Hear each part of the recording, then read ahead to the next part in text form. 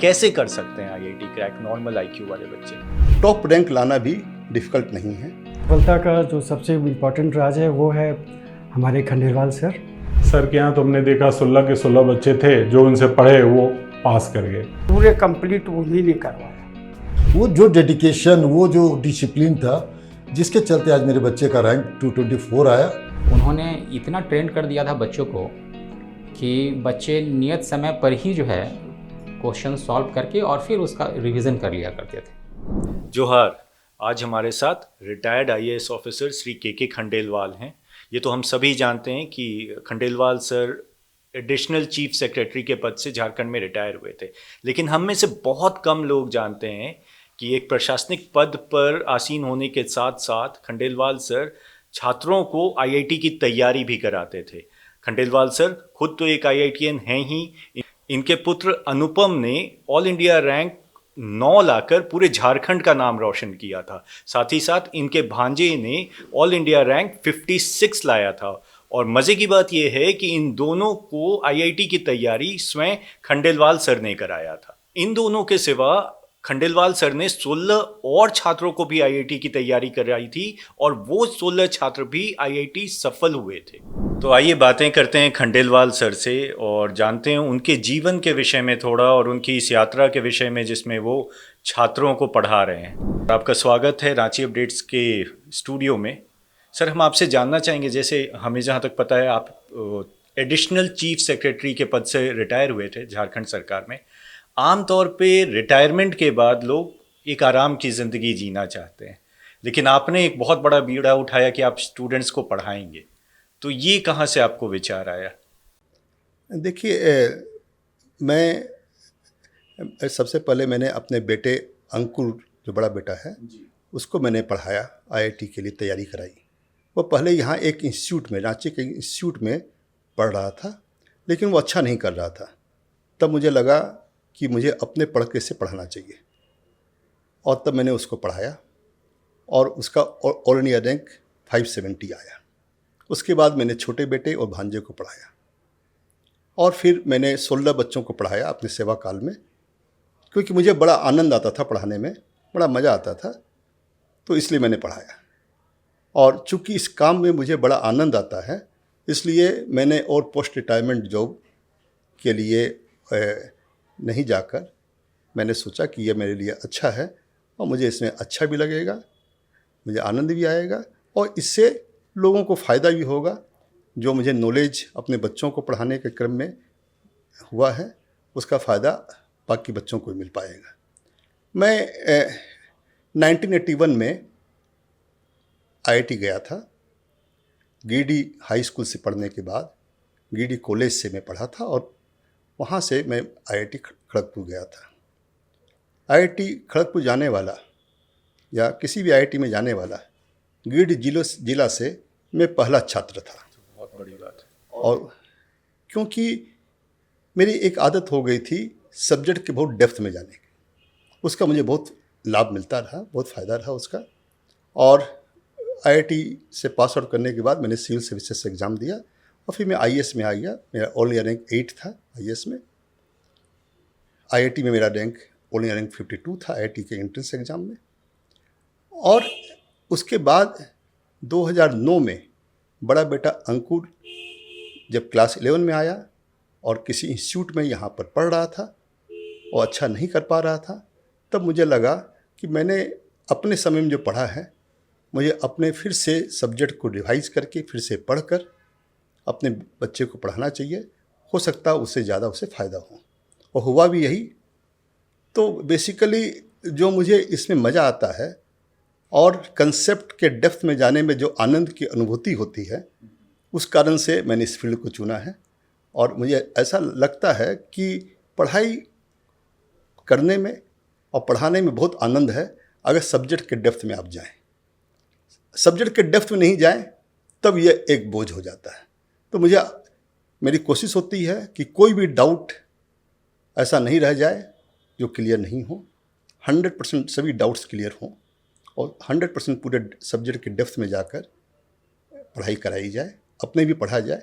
तो ऐसा नहीं है कि डाउट्स आएंगे नहीं आपको। आप जब पढ़ेंगे तो डाउट्स आएंगे ही, लेकिन उसको क्लियर करना, उसके डेप्थ में जाकर क्लियर करना, उसमें फिर बहुत आनंद आता है। तो इसीलिए मैंने ये फील्ड फिर चुना। आपने बताया कि आपका एक तरह से शौक था पढ़ाना, हाँ बिल्कुल। और जिस तरह के पद पर आप हमेशा आसीन रहे, प्रशासनिक पदों पर आसीन रहने वालों को तो समय ही नहीं मिलता है। इसके लिए आपने समय कैसे निकाला? मतलब ठीक है शौक है, लेकिन हम लोगों को भी अपने शौक के लिए समय नहीं मिलता है, क्योंकि पेशा ऐसा है कि इसी में हम लोग बंधे हुए हैं। लेकिन आपने इतना डिफ़िकल्ट काम लिया कि आईआईटी क्रैक करा रहे हैं बच्चों को, तो कैसे आप टाइम मैनेजमेंट करते थे? आप जो कह रहे हैं कि डिफ़िकल्ट काम लिया, यह रिलेटिव टर्म है। कोई चीज़ किसी के लिए डिफ़िकल्ट हो सकती है और वो कोई वही चीज़ किसी और के लिए बहुत आसान भी हो सकती है, आनंददायक भी हो सकती है। मुझे इसमें जैसा मैंने बताया कि काफ़ी आनंद आता था, तो डेप्थ में जाकर पढ़ाने में बहुत आनंद आता था। इसलिए पहले मैं बच्चों को पढ़ाने के लिए कुछ समय मैंने छुट्टी भी ली और बच्चों को मैंने पढ़ाया। अनुपम जो मेरा छोटा बेटा है, उसका ऑल इंडिया रैंक 9 आया। उसके फिजिक्स और मैथमेटिक्स में मार्क्स काफ़ी अच्छे थे। कोटा के किसी भी स्टूडेंट से उसके मार्क्स फिजिक्स और मैथ्स मिलाकर अधिक थे। मैंने अपने भांजे को भी उस समय पढ़ाया, वो भी साथ में ही अनुपम के साथ 2013 में आईआईटी गया। उसका ऑल इंडिया रैंक 56 आया। उसके भी फिजिक्स और मैथ्स में मार्क्स जो कोटा का हाईएस्ट मार्क्स था उसके बराबर थे फिजिक्स और मैथ्स में। तो मुझे ऐसा लगा कि टॉप रैंक लाना भी डिफ़िकल्ट नहीं है अगर सब्जेक्ट की डेप्थ में जाया जाए। उसके बाद मैंने 16 बच्चों को पढ़ाया। आप ये प्रश्न कर रहे हैं कि टाइम कैसे मिलता है जी। ऐसा है कि आप टाइम निकालना चाहेंगे तो टाइम हमेशा निकल जाएगा। मॉर्निंग में मैं 10 बजे ऑफिस जाता था, उसके पहले लगभग 7:30 पौने 8 बजे से मैं क्लासेस लिया करता था। क्लासेस लेता था और फिर 10 बजे ऑफिस चला जाता था। ऑफिस से आने के बाद अगर मुझे समय रहता था तो मैं फ़ोन करवा देता था, मैसेज करवा देता था और बच्चे आ जाया करते थे और उनको फिर मैं पढ़ाता था। तो इस तरह यही क्रम चलता रहा। तो हेक्टिक सर्विस होने के बावजूद भी टाइम निकाला जा सकता है अगर आपकी इच्छा हो तो। मतलब आप अगर प्राथमिकता अपना एक सेट कर ले कि हाँ हमको इसके लिए करना है, तो टाइम भी निकल सकता है। बिल्कुल। चलिए, इसका तो उत्तर आपने हमें दे दिया। एक और चीज़ जानना चाहेंगे, किसी भी बच्चे की सफलता में न सिर्फ गुरु का हाथ रहता है बल्कि उसके अभिभावकों का भी बहुत महत्वपूर्ण योगदान रहता है। बिल्कुल। आप अनुपम जो कि आईआईटी ऑल इंडिया रैंक 9 लाए थे, उनके गुरु भी रहे, उनके अभिभावक भी रहे, तो आप अभिभावकों को क्या कहना चाहेंगे कि उन्हें कैसे गाइड करना चाहिए बच्चों को, ताकि उनके बच्चे आराम से आईआईटी का प्रेशर भी नहीं लें और उसको सक्सेसफुली कंप्लीट भी कर लें?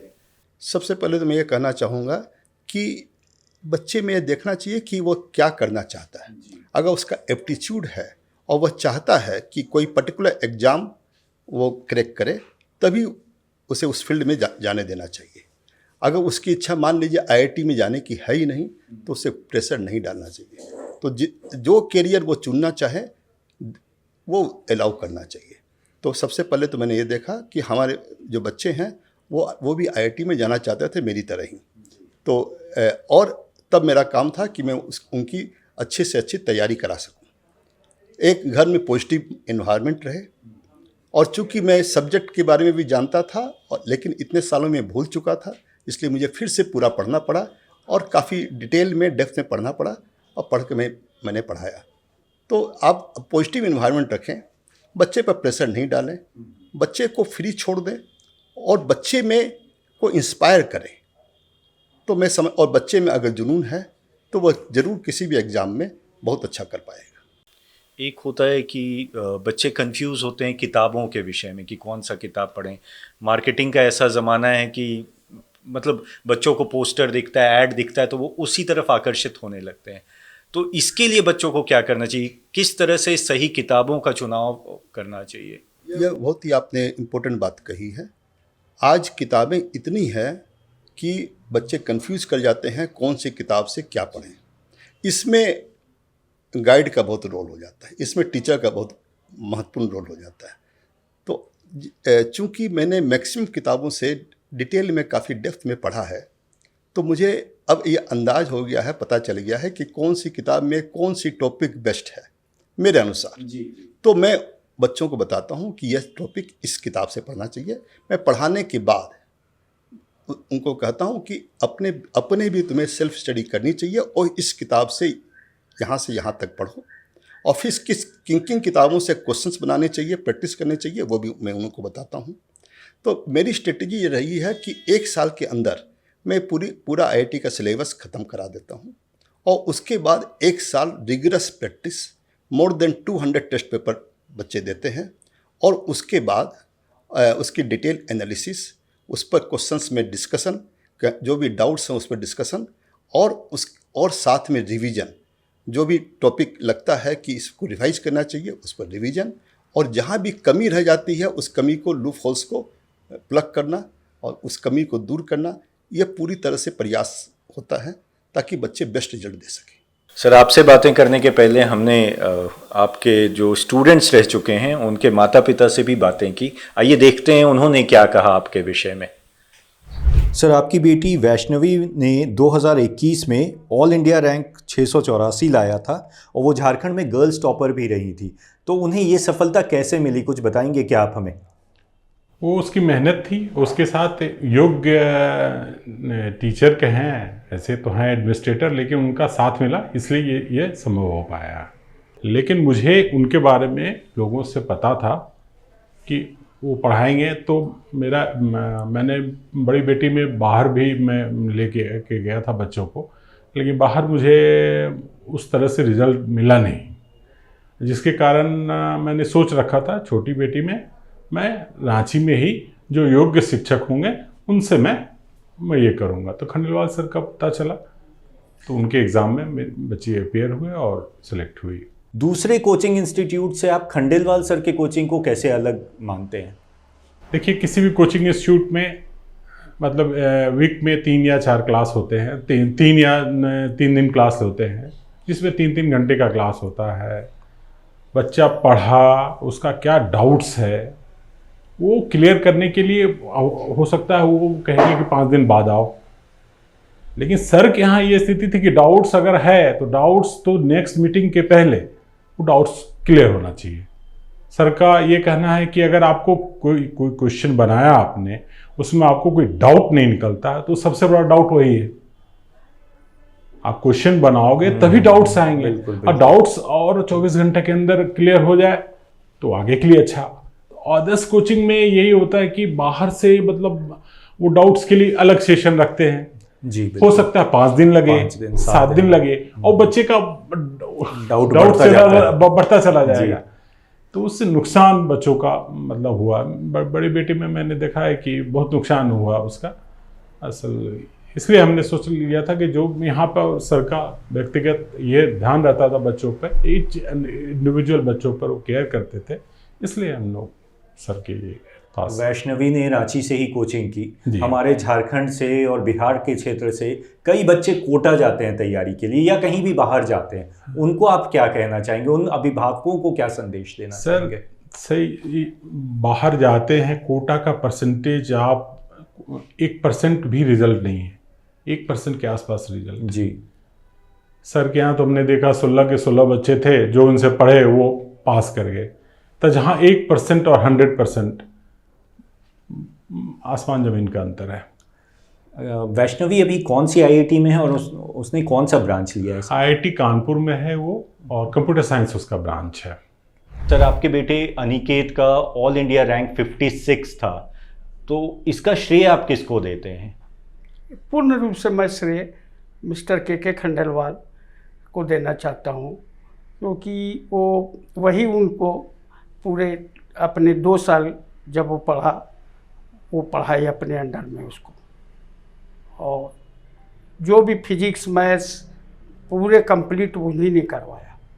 वो अपने हिसाब से, क्योंकि वो भी IITian रहे थे, तो वो अपने हिसाब से उसको पूरे पढ़ाया कि किस तरह से IIT JEE क्रैक किया जाता है। पूरे थ्योरी, क्वेश्चन बनाना वगैरह सब जितना भी काम उन्होंने ही किया, इसलिए मैं पूरा श्रेय उन्हीं को देना चाहता हूँ, क्योंकि वो दूसरे जगह कहीं भी उनके अलावा तो पढ़ा नहीं था। आपके बेटे यशराज को ऑल इंडिया रैंक 224 आया था। आपने जब अपने बेटे को खंडेलवाल सर के पास पढ़ने के लिए भेजा, वो एक उच्च पद पर आसीन थे और काफ़ी व्यस्त रहते थे। जी जी। तो क्या कभी आपको ये डर नहीं लगा कि एक स्टूडेंट को जितना टाइम मिलना चाहिए एक गुरु के द्वारा शायद वो टाइम ना मिल पाए? ये सही बात है कि सर बहुत उच्च प्रशासनिक पदाधिकारी थे, लेकिन सर का प्रशासन में जॉब करने के क्रम में जो उनका लाइफ स्टाइल और जो डिसिप्लिन था वो मुझे काफ़ी अट्रैक्ट किया, और पढ़ाई के दौरान में वो डिसिप्लिन सर का थ्रू आउट मेंटेन रहा। सर काफ़ी कॉन्शस रहते थे, उनका टाइमिंग बड़ा परफेक्ट रहता था। वो जॉब करते हुए और थ्रू आउट मेरे बच्चों को अच्छी व्यवस्था दिए, पढ़ाए। वो जो डेडिकेशन, वो जो डिसिप्लिन था, जिसके चलते आज मेरे बच्चे का रैंक 224 आया। आपके बेटे शुभम को 2021 में आईआईटी में सफलता मिली, इसका श्रेय आप किसको देना चाहेंगे? मेरे बेटे की सफलता का जो सबसे इम्पोर्टेंट राज है वो है हमारे खंडेलवाल सर। खंडेलवाल सर का जो सबसे इम्पोर्टेंट स्ट्रेंथ है, जब वो बच्चों को पढ़ाते हैं तो उनका सबसे कंसंट्रेशन इस बात पे रहता है कि जो वो कॉन्सेप्ट पढ़ा रहे हैं वो कॉन्सेप्ट में फुल क्लैरिटी होनी चाहिए। और जब बच्चा किसी सवाल का जवाब बना रहा होता है, जब वो करेक्ट भी बनाता है, तो सर का ये कहना रहता था हर वक्त कि जिस कॉन्सेप्ट से तुमने इस सवाल को बनाया है उसको तुम डिस्प्रूव करो। अगर तुम इस सवाल के जवाब को डिस्प्रूव करते हो तो वो जो कॉन्सेप्ट इस सवाल के जवाब को बनाने में जो काम कर रहा है तुम्हारा ब्रेन, वो जो थ्योरी है जिसको तुमने याद किया वो तुमको आजीवन याद रहेगा। तो ये एक बड़ा ही प्लस पॉइंट रहा था हर वक्त कि अपने ही बनाए हुए सवाल को बार बार काटना और उसको डिस्प्रूव करना, ताकि जो कॉन्सेप्ट है, जो थ्योरी है, वो हमेशा उसको याद रहे। तो ये हमेशा उसको काफ़ी काम आया, और इसी सफलता का ये एक राज ये रहा जो मंत्र खंडेलवाल सर ने मेरे बेटे को दिया। आपके बेटे ने आईआईटी क्लियर कर लिया है, तो अब निश्चित तौर पे और बच्चे जो आईआईटी की तैयारी कर रहे हैं उनके पेरेंट्स आपसे सजेशन ज़रूर लेते होंगे कि अपने बच्चे को तैयारी के लिए कहाँ भेजें। उनको आप क्या कहना चाहेंगे? मैं ऐसे बहुत से सारे पेरेंट्स से मिला हूँ, सबको रिकमेंड भी किया हूँ, सबको कहा भी हूँ कि खंडेलवाल सर के साथ जो भी बच्चे पढ़े हैं और जो बच्चे पढ़ रहे हैं, वहाँ 1-to-1 का सेशन होता है। वहाँ किसी भी डाउट का बचने का कोई गुंजाइश नहीं रहता है। सर वीकेंड्स पे 15 डेज़ पे एक रिवीजन टेस्ट लेते हैं, बच्चों का डाउट क्लियरिंग सेशन रखते हैं, और बच्चे को जब भी जिस वक्त भी किसी भी सवाल के जवाब में अटकते हैं तो सर हमेशा ओपन माइंडेड हैं कि हमें कॉल करो। सर का एक निश्चित समय होता है, बच्चों को दिया रहता है कि इसके बीच में तुम हमसे बात करो, अपने डाउट्स को क्लियर करो। क्या आप हमें बताएंगे कि शुभम अभी कौन सी आईआईटी में है और उन्होंने कौन सा ब्रांच लिया है? शुभम आज के दिन आईआईटी बीएचयू में है और उसका डिपार्टमेंट माइनिंग है। अनिल जी, आपके बेटे मयंक को ऑल इंडिया रैंक 827 आया था। उसने अपनी कोचिंग खंडेलवाल सर के पास से की थी। आपको क्या खास लगा वहाँ कोचिंग इंस्टीट्यूट में? देखिए, खंडेलवाल सर खुद एक IITian IAS हैं और उनमें उनका अच्छा रैंक रहा है। तो जब ऐसा व्यक्तित्व सामने होता है तो विद्यार्थियों को प्रेरणा जो है स्वतः मिलती है। तो इस तरीके से जो है उनसे प्रेरणा मिली, और उनका कोचिंग में सबसे ख़ास यह था कि उनका बिल्कुल ही फोकस्ड पढ़ाई होता था, और बिल्कुल समय पर जो है कोर्स फिनिश हुआ। और कोर्स फिनिश के बाद जो है बहुत सारे टेस्ट सीरीज़ हुआ करते थे। टेस्ट सीरीज़ के बाद जो भी सवाल बच्चों से नहीं बनता था उस सवालों पर जो है डिस्कशन होता था। जो भी डाउट रहा करता था वो जो है क्लियर करते थे, और सर का सबसे ज़्यादा ध्यान डाउट क्लियरिंग पर ही रहता था। उनका कहना था कि एक भी डाउट जो है वो मन में नहीं रहना चाहिए, और बच्चों के बीच इंटरेक्शन वो कराते थे। बच्चे ही एक दूसरे का जो है डाउट्स क्लियर करते थे, और जो डाउट अनक्लियर रह जाता था उसे सर जो है फिर उसे क्लियर करते थे। और इस सभी के साथ वो टेस्ट को कैसे निर्धारित समय के अंदर पूरा करना है, इस पर उनका फोकस भी रहता था। उन्होंने इतना ट्रेन कर दिया था बच्चों को कि बच्चे नियत समय पर ही जो है क्वेश्चन सॉल्व करके और फिर उसका रिवीजन कर लिया करते थे। तो उनका फास्ट कैलकुलेशन पर भी जो है काफ़ी ध्यान रहता था। और सभी बच्चों से उनका 1-to-1 कम्युनिकेशन होता था। जब बच्चे घर पर भी पढ़ाई करते थे तो सर फ़ोन करके उनसे पूछा करते थे, क्या पढ़ रहे हो, क्या कर रहे हो। तो इस तरीके से उनके पास बहुत सारा ऐसा ख़ास बात था जो कि सहायक हुआ बच्चों को परीक्षा की तैयारी में। आपके इतने सारे स्टूडेंट्स के पेरेंट्स में से ये कुछ पेरेंट्स थे जिनका शायद आपने सपना पूरा किया है, आप इनको कुछ कहना चाहेंगे या इनके बारे में कुछ कहना चाहेंगे? उन्हें बहुत बहुत धन्यवाद। और मैंने तो अपनी स्तर से कोशिश की है कि सभी बच्चे पर पूरा प्रयास करें और सभी वो IIT जाएं, और मेरा वो सपना भी सफल हुआ है। लेकिन उन्होंने अपना पूरा जी जान लगाकर उन्होंने भी एक पेरेंट्स की अच्छी तरह भूमिका निभाई है, और तभी सफलता मिली है। सफलता सिर्फ टीचर के भरोसे नहीं मिलती है, बल्कि घर में माहौल और पेरेंट्स जितना उस बच्चे के लिए करते हैं, यह भी बहुत मायने रखता है। तो मैं उन सबको धन्यवाद देना चाहूँगा और उनको बधाई देना चाहूँगा उनके बच्चों की सफलता के लिए। सर, इंजीनियरिंग करने वाले हर बच्चे का सपना ये रहता है कि वो IIT ही जाए, क्योंकि आप खुद IITian हैं, आपके बच्चे भी IITian हैं। तो ऐसा क्या है IIT में कि सारे बच्चे वहाँ ही जाना चाहते हैं? यह तो मुझे लगता है कि लगभग सभी को पता है कि IIT इंजीनियरिंग के क्षेत्र में इंडिया में बेस्ट इंजीनियरिंग कॉलेजेज हैं, और पूरे विश्व में इसकी पहचान है। तो IITians आप जानते हैं मैंने USA में इनके काफ़ी वैल्यू है और काफ़ी अच्छा करते हैं, बाद में काफ़ी अच्छा परफॉर्म करते हैं। तो इंडिया में अगर इंजीनियरिंग करना है तो IIT इज़ द बेस्ट, इसमें कोई संदेह नहीं है। और यह वर्ल्ड के टॉप यूनिवर्सिटीज़ की इंजीनियरिंग कॉलेजेज से किसी से कम नहीं है। आप MIT को छोड़ दें तो शायद दुनिया के किसी इंजीनियरिंग कॉलेज से IIT का BTech का प्रोग्राम कोई कम नहीं है। इसलिए क्रेज है IIT में जाने का, सब चाहते हैं, क्योंकि बाद में फ्यूचर बहुत अच्छा हो जाता है। भले वो अपने इंजीनियरिंग के फील्ड में नहीं जाकर बाद में मैनेजमेंट के फील्ड में जाएं, एंटरप्रेन्योरशिप करें या कुछ भी करते हैं, तो चूँकि उनका माइंड काफ़ी खुल जाता है, एनालिटिकल कैपेबिलिटी काफ़ी बढ़ जाती है, उसका उनको फ़ायदा उनकी लाइफ में मिलता है और वो काफ़ी अच्छा करते हैं जिस भी क्षेत्र में जाते हैं। ये तो हो गया सक्सेसफुल जो होते हैं उनके बारे में हम बातें कर रहे हैं।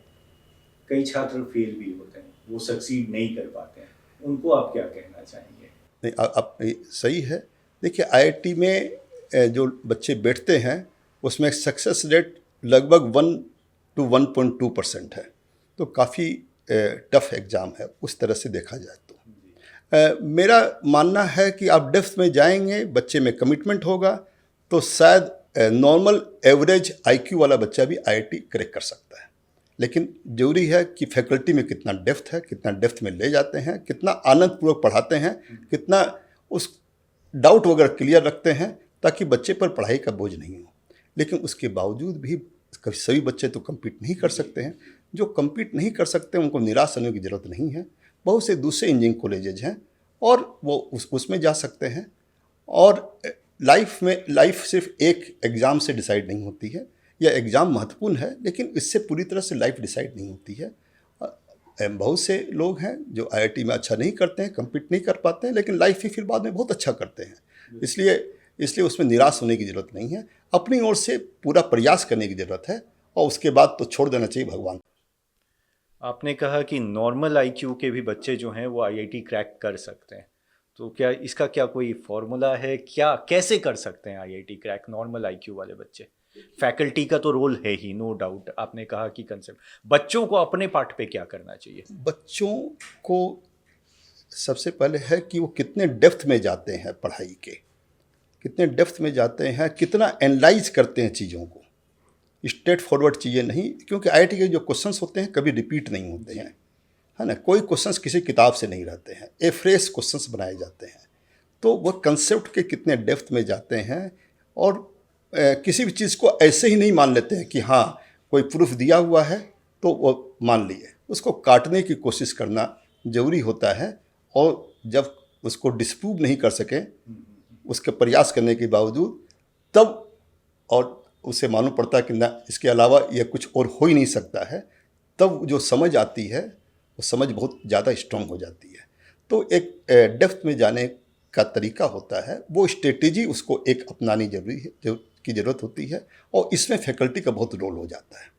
एक वो सही किताबों का सिलेक्शन, सही मटेरियल का सिलेक्शन, और टाइम मैनेजमेंट कैसे हो, इन सभी चीज़ों का क्या स्ट्रेटेजी हो, स्मार्ट स्ट्रेटेजी हो।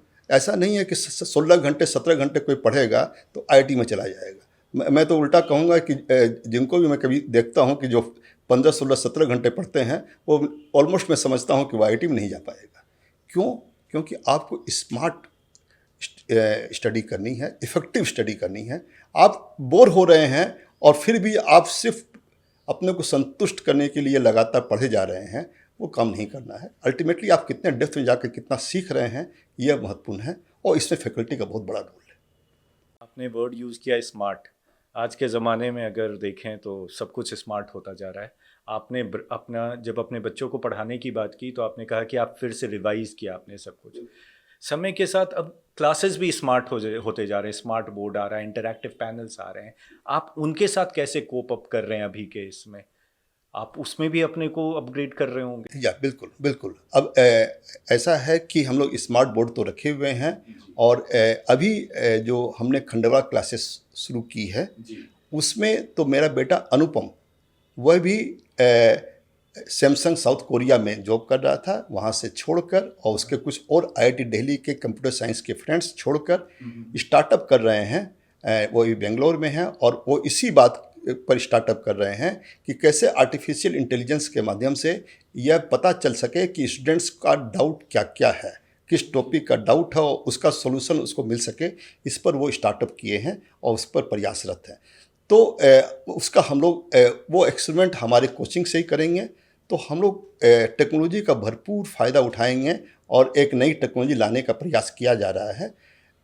लेकिन एक इसके साथ मैं यह भी कहूँगा कि कभी कभी लोग समझते हैं कि मोबाइल में हमें यूट्यूब में सभी आंसर्स दिए रहते हैं और उससे देखने का बच्चे प्रयास करते हैं। तो इस संदर्भ में कहना चाहता हूँ कि बहुत से मटेरियल जो ऑनलाइन हैं वो बहुत अच्छे हैं। जैसे MIT के मटेरियल्स हैं, लेक्चर्स हैं, बहुत अच्छे हैं, लेकिन बहुत से मटेरियल जो ऑनलाइन में हैं वो गलत भी हैं। So one has to be extremely careful कि वो जो पढ़ रहे हैं वो वास्तव में सही है या गलत है। हर तरह की वीडियोज अपलोड हैं, और उसमें बड़ा चूजी होने की ज़रूरत है। इसलिए मैं अपने बच्चों को एडवाइस करता हूँ कि वीडियोज नहीं देखें, कोई सोल्यूशन देखना हो तो ऑनलाइन नहीं देखें, क्योंकि उनको पता नहीं चलेगा कौन सी गलत कंसेप्ट उनके माइंड में जा रही है, और वो मुझे भी पता नहीं चलेगा, और उसका उससे नुकसान हो जाएगा। एक तरह से कहें तो अगर वीडियो देख भी रहे हैं तो उसमें भी उनको गाइड की ज़रूरत है। बिल्कुल गाइड की ज़रूरत है। और रेदर जब मैं पढ़ाता हूँ, मैं अपने बारे में कहना चाहता हूँ कि मैं जब पढ़ाता हूँ तो मैं कहता हूँ जो डाउट्स हैं क्लास में आएँ, क्लास में डिस्कस करें, वीडियो नहीं देखें, क्योंकि मुझे पता ही नहीं चलेगा कि कौन सी गलत कंसेप्ट उनके माइंड में चली गई है, जो वीडियो में गलत चीज़ें दिखाई गई है, तो वो हो सकता है। लेकिन मैं ये नहीं कहूँगा कि सभी वीडियोज़ वैसे हैं, बहुत से वीडियोज़ अच्छे भी रहते हैं, तो इट डिपेंड्स। एक बच्चे को, जैसे आईआईटी में हमने देखा है कि बच्चे एक से ज़्यादा अटेम्प्ट लेते हैं, आपके हिसाब से कितना अटेम्प्ट तक ट्राई करना चाहिए? नहीं, सिर्फ 2 ही अटेम्प्ट अलाउड है। सिर्फ जब आप 10+2 करते हैं 12 के समय में, वो आप दे सकते हैं, उसके नेक्स्ट ईयर दे सकते हैं, उसके बाद अटेम्प्ट अलाउड ही नहीं है। तो 2 ही अटेम्प्ट अलाउड हैं, तो उतना ही वो कर सकते हैं मैक्सिमम। आपने अपने क्लासेस के बारे में बताया, क्या हमें ये बताएंगे जो ये वीडियो देख रहे हैं कि आपके क्लासेस में अगर किसी को एनरोल कराना है तो वो कैसे करा सकते हैं? हम एडमिशन के लिए टेस्ट लेते हैं। टेस्ट थोड़ा सा रिगरस होता है। टेस्ट के में परफॉर्मेंस के आधार पर हम लोग जज करने की कोशिश करते हैं कि यह बच्चा कैसा परफॉर्म कर पाएगा। हम लोग कोशिश करते हैं उस बच्चे से भी आपस इंटरेक्ट करने की, ताकि यह पता चले कि उसमें एक्चुअल में कितना कमिटमेंट है आईआईटी में जाने का और उसके लिए मेहनत करने का। तो उसके आधार पर फिर सिलेक्शन करके हम लोग एडमिशन लेते हैं। आज के डेट में रांची से भी बहुत सारे बच्चे पढ़ने के लिए, इंजीनियरिंग की तैयारी के लिए कोटा जा रहे हैं। वहाँ का सिचुएशन ऐसा है कि कई बच्चे बड़े मुश्किल से वहाँ रह पाते हैं, काफ़ी तरह की परेशानियाँ होती हैं। तो आप उन बच्चों के लिए या उन बच्चों के पेरेंट्स को कुछ कहना चाहेंगे क्या?